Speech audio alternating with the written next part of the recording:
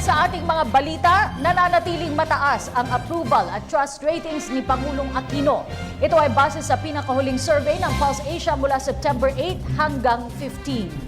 Sa nasabing survey, nakapagtala ang Pangulo ng 55% sa performance ratings mula sa dating 56%, habang tumaas naman ang isang puntos ang trust ratings ng Pangulo mula sa dating 53%.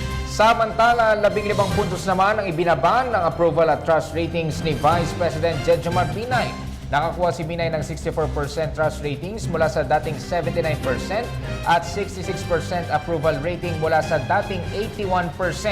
Nag-uulat si Rocky Ignacio mula sa Malacanang, live. Salamat. Hawak pa rin ni Pangulo Aquino ang mataas na approval at trust ratings. Batay kasi sa pinakahuling Pulse Asia survey, wala namang malaking pagbabago sa porsyento ng disapproval at ng undecided. Napanatili ni Pangulo Aquino ang mataas na approval at trust ratings batay sa pinakahuling Pulse Asia survey na ginawa nitong September 8 to 15. Batay sa September 2014 National Survey on Performance and Trust Ratings ng top government officials, Congress and Supreme Court, nakakuha ang Pangulo ng 55% na approval rating mula sa dating 56% noong Hulyo. Tumaas naman ng 1 puntos ang trust rating ng Pangulo na ngayon 54% mula sa dating 53%. We are gratified that, as noted by Pulse Asia, and I quote, "Most Filipinos remain appreciative of the President's performance," unquote, and that he continues to enjoy majority performance approval and trust ratings, as he has done so for the past 17 quarterly surveys. This indication of broad support serves to spur the administration to greater efforts towards fulfilling its reform agenda and the President's social contract with the Filipino people. Patuloy na isinasaalang-alang ng Pangulo ang resulta ng mga public opinion surveys upang ibayo pang mapaghusay ang kalidad ng serbisyo at paglilingkod sa mga mamamayan. Nananatiling nakatuon ang pansin ng Pangulo sa pagpapatupad ng mga mahalagang programa para sa taong bayan. Wala namang nakikita indikasyon ng palasyo na posibleng pagdulas ng approval at trust ratings ng Pangulo sa mga susunod na panahon. Nakita naman niya na halos na natili ang porsyento na hindi kontento at undecided.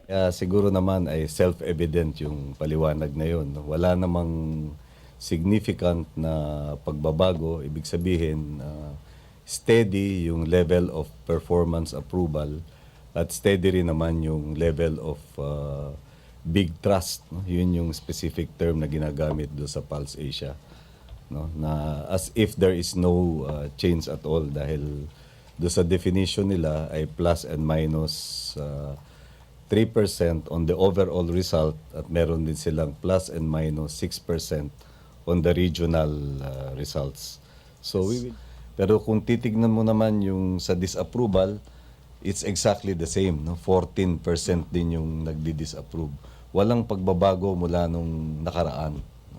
At pareho pa din yung number na undecided na 30%. So I think evident naman yung resulta na wala namang significant na pagbabago.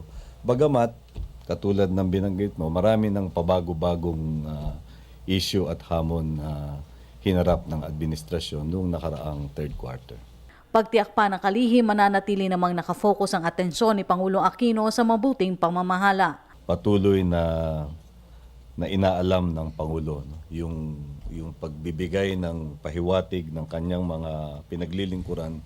Samantala nakakuha naman si Vice President Jejomar Binay ng 66% na approval rating sa dating 81% at trust rating na 64% sa dating 79%. Umabot naman sa 39% ang approval ratings ni Senate President Franklin Drilon, 30% House Speaker Feliciano Belmonte at 33% Supreme Court Chief Justice Maria Lourdes Sereno.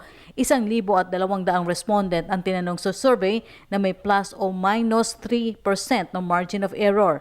Kabilang naman sa mga issue habang isinasagawa ang survey, ang investigation sa umano'y overpriced Makati Building Parking Area, ang Binay impeachment, ang pagbasura ng impeachment laban kay Pangulong Aquino, pork barrel scam, port congestion at ang pagsusumite ng Bangsamoro Basic Law sa Kongreso. Para sa Telebisyon ng Bayan, Rocky Ignacio.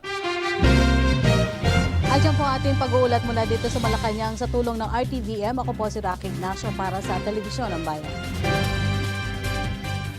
Maraming salamat, Rocky Ignacio.